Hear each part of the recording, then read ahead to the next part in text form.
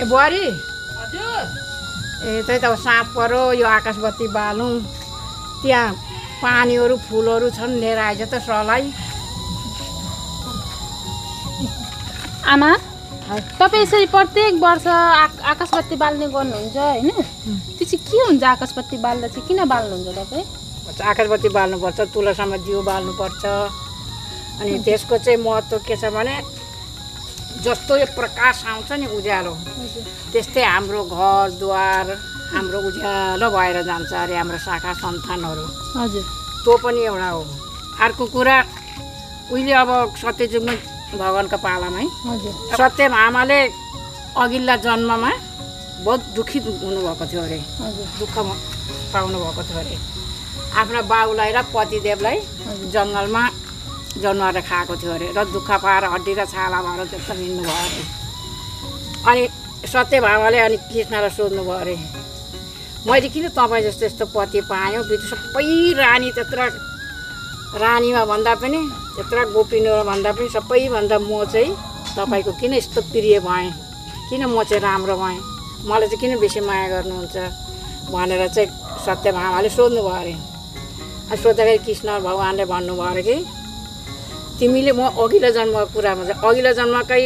आफ्नो के गरेको छ कसो गरेको छ त्यही सौभाग्यले मात्रै हाम्रो सुख शान्ति मिल्छ अरे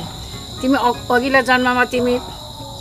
त्यस्तो थियौ दुःख थियो त पाउ तिमीले कार्तिक महात्म्यको व्रत गऱ्यौ आकाशबत्ती बाल्यौ तुलसीमा दियो बाल्यौ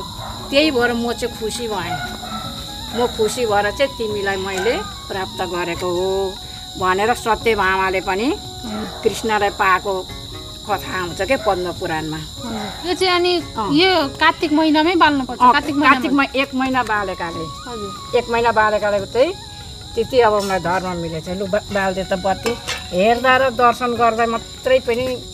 धेरै राम्रो हुन्छ भनेर भनेको छ अनि आमा एउटा कुरा चाहिँ के हो भने अब यो आकाशबत्ती बाल्दाखेरि अब यो कार्तिक महिनाभरि व्रत लिनुपर्छ कि व्रत नलिई पनि बाल्न सकिन्छ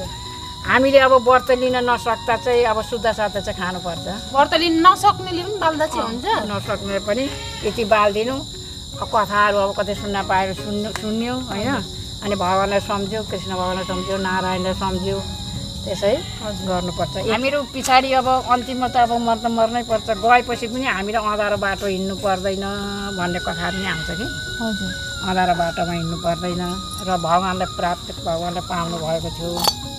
सत्यभामाले हरिओम दीपनारायण ओम शुभम भवतो कल्याण आरोग्य सुख सम्पदा सर्व दुःख विनाशक दीप ज्योति नमस्तुते ओम नमो भगवते वासुदेवाय नमः ओम नमो भगवते वासुदेवाय नमः यसमा कति खर्च पनि लाग्दैन हजुर त्यस्तो लाग्ने पनि होइन लु ओम नमः ओम नमो भगवते वासुदेवाय नमः ओम नमो भगवते वासुदेवाय नमः ओम नमो भगवते वासुदेवाय नमः